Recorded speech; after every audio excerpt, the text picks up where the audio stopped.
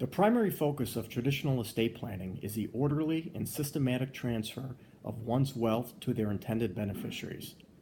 Our approach is much more holistic in that we also counsel our clients on complex issues such as retirement planning, incapacity planning, tax savings, probate avoidance, long-term care planning, protecting the family's financial wealth from creditors, failed marriages, and irresponsible spending habits.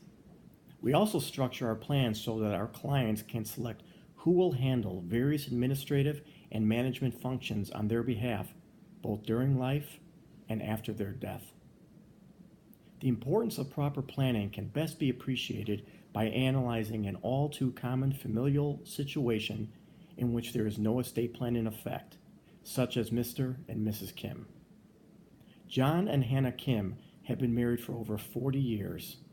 They own a small business that is structured as an S corporation and which is their primary source of monthly income.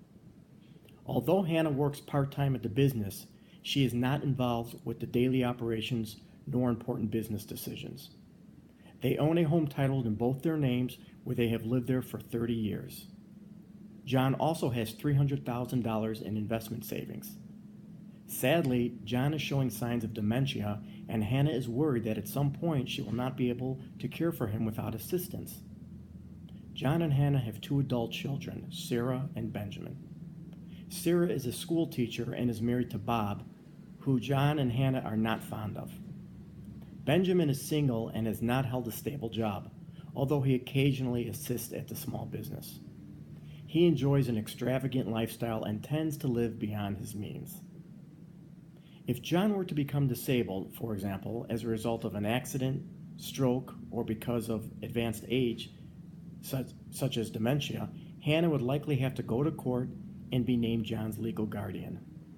This is the case even though they are married because she cannot legally sign his name for conducting routine transactions such as accessing the investment savings, selling their home, managing the business, and filing business and personal tax returns. Without a proper plan to run the business, it may at some point have to be sold, which would eliminate their primary source of monthly income and potentially incur substantial capital gains tax. And if there is any dispute as to whom should be John's guardian, the court might very well appoint a non-family member to manage John's assets. Moreover, a guardianship can be expensive, time-consuming, and is open to the public. It is important to remember that there will also have to be a separate guardianship established to make John's healthcare decisions. If John's situation requires long-term care, the cost can be as much as $10,000 each month. This enormous expense could substantially diminish both John's and Hannah's quality of life, in addition to depleting their wealth that otherwise would have passed to their children. When John dies, his small business will have to go through probate. This process can be expensive, time-consuming, and is open for public inspection. And because he did not have a proper estate plan, his assets will pass according to the laws of Illinois, which likely is not what he would have intended. For example, the small business will pass to his spouse and children as co-owners. The consequence is that Hannah will only have the right to receive her pro rata share of the monthly income from the business. She cannot make business decisions without authorization from Sarah and Benjamin, who may, by the way, be influenced by their own spouses, and she will only be entitled to her pro rata share of the proceeds if the business were sold. And because the business would be partially owned by their children, it would be exposed and at risk of being lost from anything that could happen to Sarah and Benjamin, such as judgment creditors, bankruptcy, divorce decrees, and gambling, just to name a few. It is not difficult to see how this would have a disastrous impact on the business. All of these risks and concerns can be avoided with proper planning prepared by experienced estate planners such as Sally Chung and Jeff Mappa.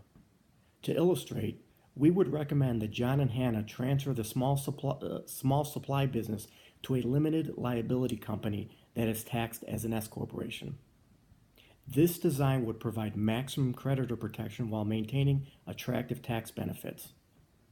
We may also advise shifting some of the economic interest of the LLC to Sarah and Benjamin in order to further minimize taxes.